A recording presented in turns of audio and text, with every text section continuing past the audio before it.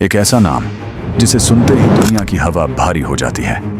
एक ऐसा चेहरा जिसके पीछे छिपी अंधेरी कहानियां आज भी इंसान को कांपने पर मजबूर कर देती हैं। और एक ऐसा सच जिसे जानने के बाद आप शायद खुद से ये पूछेंगे, क्या कोई इंसान इतना क्रूर पैदा होता है या हालात उसे राक्षस बना देते हैं?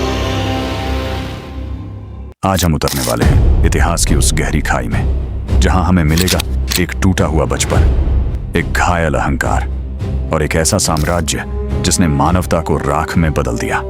साल 1893, ऑस्ट्रिया का एक शांत सा कस्बा, लेकिन इस शांति के बीच एक बच्चा जन्म ले रहा था, अडोल्फ हिटलर। दुनिया के लिए सिर्फ एक साधारण बच्चा, लेकिन किस्मत के लिए एक ऐसा तूफान जिसने लाखों लोगों की जिंदगी उखाड़ फेंकनी थी। उसका बचपन प्यार के बिना बीता। पिता का सख्त स्वभाव, लगातार डांट, लगातार डर।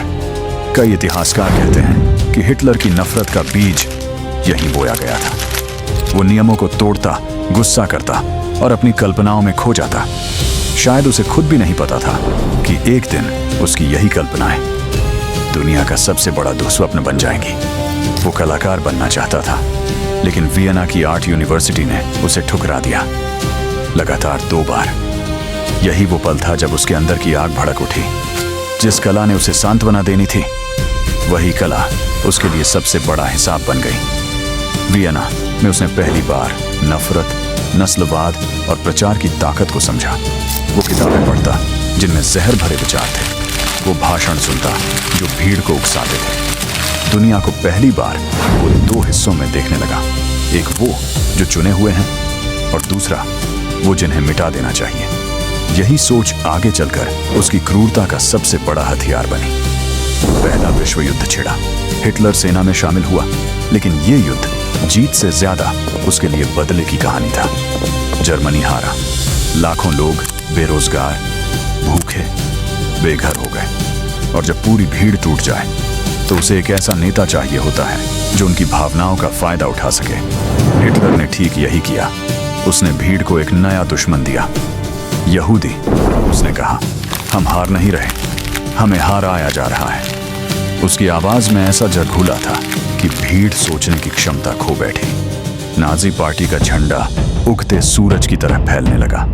लोकतांत्रिक रास्ते से सत्ता हाथ लगी, लेकिन सत्ता मिलते ही उसने लोकतंत्र को ही कुचल दिया। अब उसकी आंखों में सिर्फ एक सपना था, एक ऐसी दुनिया बनाना जिसमें सिर्फ उसके चुने हुए लोग जिएंगे, बाकी सब या तो गुलाम होंगे या जिंदा नहीं। हिटलर की क्रूरता धीरे धीरे खुलने लगी। यहूदियों को घरों से खदेड़ा गया, उनके व्यापार छीन लिए गए, उन्हें पहचान के लिए पीले स्टार पहनने पड़े। बच्चे, बूढ़े, औरतें, सबको जानवरों की तरह ट्रेनों में भरा जाता।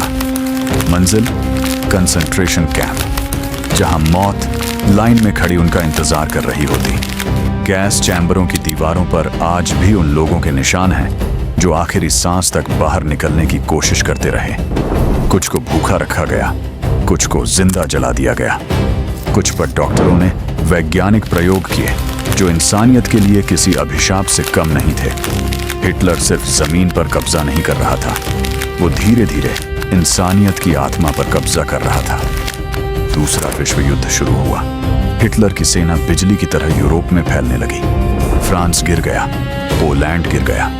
देश एक एक करके राख में बदलते गए। भीड़ को लगने लगा, शायद हिटलर अजेय है, लेकिन इतिहासता है, कोई भी शक्ति, चाहे कितनी भी बड़ी क्यों ना हो, गलत दिशा में हमेशा टूटती है। टर्निंग पॉइंट आया 1944 में। हिटलर ने रूस पर हमला करने की गलती की। ठंड, भूख और रूसी लोगों के जज्बे ने उसकी सेना को चकनाचूर कर दिया। वो सैनिक जो कभी गर्व से मार्च करते थे, अब बर्फ में जमी लाशों में बदल रहे थे। हिटलर का साम्राज्य पहली बार हिला। फिर 1934 में एलाइज की सेनाएं यूरोप में उतर आईं। जर्मनी का घेरा और तंग होता गया। बर्लिन बमों से कांपने लगा। हिटलर अपने बंकर में कैद हो गया, एक ऐसा बंकर जो उसके साम्राज्य की कब्र बन चुका था। कभी दुनिया को कांपाने वाला आदमी अब खुद डर से कांप रहा था।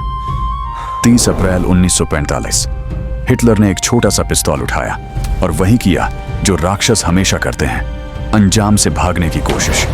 उसके मरते ही नाजी साम्राज्य राख बन गया, लेकिन उसकी क्रूरता, उसकी नफरत, उसकी कहानी आज भी दुनिया को डराती है। हिटलर सिर्फ एक व्यक्ति नहीं था, वो इस बात की चेतावनी था कि जब नफरत सत्ता बन जाए तो इंसानियत मिट जाती है। उसकी कहानी हमें ये सिखाती है कि एक टूटा हुआ मन अगर गलत हाथों में पड़ जाए तो दुनिया उसका सबसे बड़ा शिकार बन जाती है। अगर आपको ऐसे ही रहस्यमयी और रोमांचक किस्से पसंद हैं तो चैनल मस्त मिस्ट्री को जरूर सब्सक्राइब करें।